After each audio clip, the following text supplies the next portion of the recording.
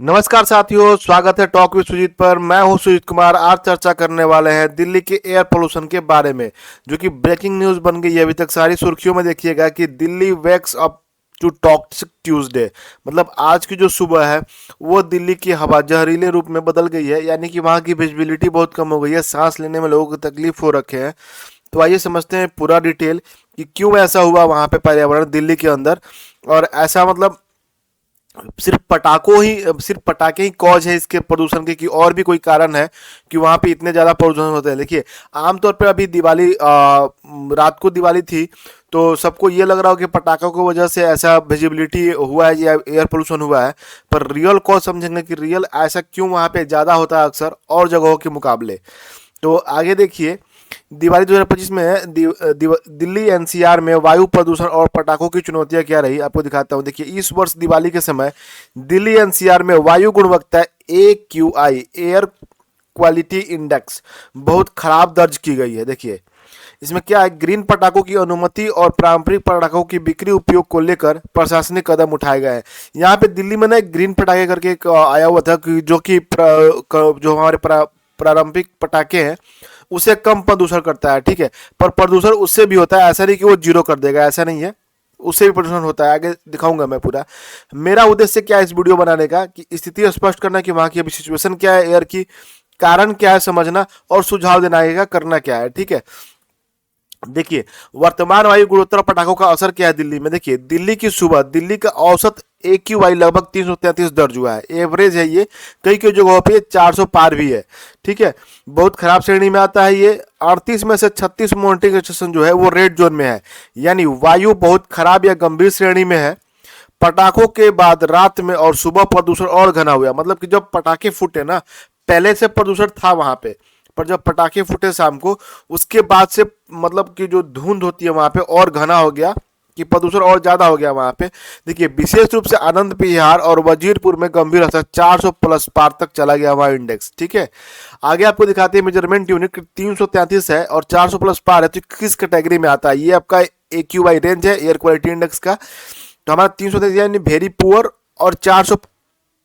देखिए, इसमें दिक्कत क्या आती है, यहाँ से सांस और दिल की बीमारियों में वृद्धि होती है, स्वस्थ लोगों को भी असर पड़ सकता है। और जहाँ 400 पर, वहाँ पे स्वस्थ लोगों पर भी असर पड़ेगा, गंभीर बीमारियों का जोखिम हो सकता है, यानी जो स्वस्थ है उनको वो भी बीमार पड़ सकते हैं।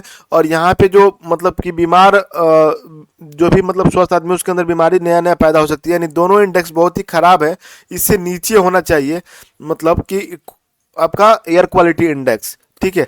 आगे देखिए, क्यों इतनी गुणवत्ता खराब हुई, आपको मैं बताता हूँ। देखिए, जो पारंपरिक पटाखे होते हैं, कन्वेंशनल फायरवर्क्स, उसमें जो PM होती है, PM2.5 और PM10 कण पदार्थ जो होते हैं तेजी से बढ़ते हैं, हमने उसमें इंक्रीज है, इन कणों की मात्रा उसमें ज़्यादा होती है जब वो ब्लास्ट होते हैं पटाखे। तो 2.5 और 10 PM का जो कण होते हैं वो ज़्यादा मतलब ग्रो, मतलब ज़्यादा मात्रा में उसमें से उत्पन्न होते हैं। देखिए, अक्टूबर नवंबर की जो हवा होती है वो कम हो जाती है, नमी भी ज़्यादा होती है उसमें, धुआं भरा बनाती है। मतलब कि होता क्या है कि उसमें नमी होता है, और नमी उस चीज़ को, पार्टिकल को ऑब्जर्व करता है, तो धुंध टाइप से क्रिएट हो जाता है। देखिए, वाहनों, देखिए यहाँ पे देखिए, पटाखों के अलावा और भी कारण है जो मैं आपको दिखाता हूँ। वाहन उद्योग और पराली जलाने का सम्मिलित असर। देखिए, वहाँ के जो आसपास है ना, दिल्ली के एरिया के आसपास, जो पंजाब हरियाणा का जो एरिया है, वहाँ पे लोग खेतों में क्या होते हैं, पराली को भी जलाते हैं। तो पराली जलाने से भी क्या होता है कि असर दिल्ली के अंदर पड़ता है। तो दिल्ली मतलब कि जो असर होता है ना, पटाखे तो है ही, साथ में पराली, जो उद्योग लगे हुए हैं वहाँ पे, वाहन जो है, इस सबको मिक्सर, अगर सब एक साथ मिक्स होता है ना, तो वहाँ पे प्रदूषण हवा का बहुत ज़्यादा हो जाता है, कि मतलब वहाँ बहुत ज़्यादा हवा गंदा हो जाता है। ग्रीन पटाखों की कमी और पारंपरिक पटाखों की अवैध बिक्री। दिल्ली में हालांकि जो पारंपरिक पटाखे थे, जो हमारा पहले से बना हुआ पटाखा हुआ था, उसको बैन किया गया था, पर उसको बिक्री थी।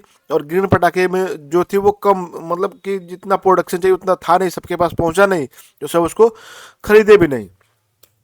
आगे देखिए, आपको दिखाते हैं AQI किन प्रदूषकों पर आधारित होता है। देखिए, मैं आपको जगह PM10 और PM2.5 जो बताया था आपको मेन, पार्टिकुलेट मैटर, जो जिसका डायमीटर इक्वल टू और उससे कम हो 10 म्यू म्यू से।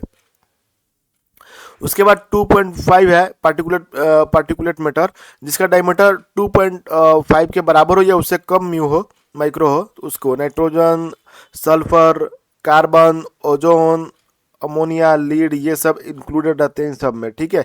तो मैं एक्चुअली मेरा काम था ये बताना कि PM10 और PM2.5 क्या होता है, इसके पे आधारित होता है। आगे देखिए ग्रीन पटाखे क्या है, मैं आपको समझाता हूँ। देखिए CSIR NEERI द्वारा विकसित पटाखे जिनमें 30% तक कम उत्सर्जन होता है, मतलब प्रदूषण जो है 30% कम कर देगा। मतलब ये नहीं कि ग्रीन पटाखे से पोल्यूशन बिल्कुल जीरो हो जाएगा, ऐसा नहीं है, पोल्यूशन इससे भी होगा, पर पुराने पटाखे के बजाय कम होगा, 30% कम करेगा। सुप्रीम कोर्ट ने दिल्ली NCR में सीमित समय के लिए अनुमति दी थी इस चीज के लिए, पटाखों के लिए, पर लोग नहीं माने। पैकेजिंग पर QR कोड से प्रमाणित ग्रीन पटाखों की पहचान की जा सकती है, यानी कि जो ग्रीन पटाखे उसके ऊपर QR कोड दिया हुआ जहाँ पे स्कैन करके आप पहचान सकते हैं कि ग्रीन पटाखे हैं कि नहीं है। कम उत्सर्जन का अर्थ शून्य प्रदूषण नहीं होता, मतलब मैंने ये पॉइंट डाला इसलिए कि 30%, मतलब कि 30% ही कम करेगा, इसका मतलब जीरो नहीं हो गया, प्रदूषण उससे भी होगा। आगे देखिए मैं आपको दिखाता हूँ व्हाट इज द डिफरेंस जो ग्रीन फायरवर्क है और जो हमारा कन्वेंशनल फायरवर्क है दोनों में। देखिए साउंड का नॉइज लेवल थोड़ा सा कम होगा, साउंड भी कम है इसमें ज़्यादा है पुराने वाले में। इसमें एक्सीडेंट का जो खतरा है बिल्कुल लो है, इसमें हाई है जो पुराने वाला हमें पटाखे आते हैं, ठीक है। लोगो आता है, जो लोगो आपको ऐसा दिखने को मिल जाएगा, ये लोगो आप ऐसा स्कैन करेंगे तो सारा कुछ दिखेगा, इसमें कोई QR कोड नहीं होता है। मटेरियल जो आप देख सकते हैं कि इसमें बहुत हाईली रिएक्टिव मटेरियल यूज होता है, इसमें ऑक्सीडाइजर, ड्यूलेट और डस्ट सप्रेशन भी इसमें इंक्लूड रहता है, उतना हानिकारक नहीं करता है, पर ये भी है, मतलब कि समझिए 100% अगर ये पटाखा कन्वर्शनल पटाखा मतलब प्रदूषण कर रहा है तो ये करेगा 70%, 30% ही कम करेगा, उससे ज़्यादा नहीं है। आगे देखिए नियम, उपबंध और प्रशासनिक कदम वहाँ पे क्या उठाए गए थे, तो ग्रैप स्टेज 2 लागू हो गया वहाँ पे। निर्माण कार्यों पर नियंत्रण, धूल नियंत्रण पर बल, मतलब जिस कार्य से वहाँ पे धूल या धुआं ज़्यादा होता हो उस कार्यों को वहाँ नियंत्रण किया गया, उस पर कंट्रोल किया गया कि अभी कुछ देर के लिए सस्पेंड या रोका गया उसको। ग्रीन पटाखों की बिक्री और समय सीमा तय की गई थी कि इसी बिक्री और इसी समय सीमा पटाखों को छोड़ना है, पर वहाँ पे थोड़ा सा अब देखिए अभी क्या है ना, दीपावली मनाने का एक्साइटमेंट होता है लोगों के अंदर, तो वो थोड़ा सा निकल आता है, तो कोई नहीं होता है ऐसा। पर इस पे स्वास्थ्य भी ध्यान देना चाहिए, कि स्वास्थ्य पे भी, खुद के स्वास्थ्य पे भी ध्यान देने की ज़रूरत है इस पे। पारंपरिक पटाखों की बिक्री अब भी जारी, जागरूकता आवश्यक है, कि मतलब कि हम लोगों के ऊपर जागरूक करें कि जो पारंपरिक पटाखे हैं, जो पहले से डेवलप पटाखे, जो पहले वाले पटाखे हैं उसको छोड़ के जो ग्रीन पटाखा है उसको यूज करें। प्रशासन द्वारा नागरिकों से दीपक, रंगोली और पर्यावरण अनुकूल उत्सव की अपील की जा रही है, कि मतलब जो पर्यावरण के अनुकूल है उसी को आप यूज करें ताकि कम हानि हो। आगे देखिए नागरिकों के लिए सुझाव क्या है मेरी तरफ से, संभव हो तो पटाखों का उपयोग कम करें या न करें, अगर संभव हो तो सिर्फ प्रमाणित ग्रीन पटाखों का उपयोग करें ताकि पोल्यूशन कम हो। AQI खराब हो तो मास्क लगाए, घर में रहें। दीपक, रंगोली परिवार संग पर्व मनाएं। बच्चों, वृद्धों और अस्थमा रोगियों पर ध्यान दें ताकि उनको सांस लेने में दिक्कत ना हो।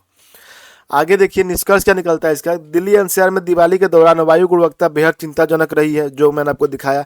ग्रीन पटाखे एक प्रयास है लेकिन पर्याप्त नहीं है, मतलब कि जो ग्रीन पटाखा एक प्रयास है प्रदूषण कम करने का, पर पर्याप्त नहीं, मतलब उससे जीरो नहीं होगा, उससे कुछ ना कुछ होगा।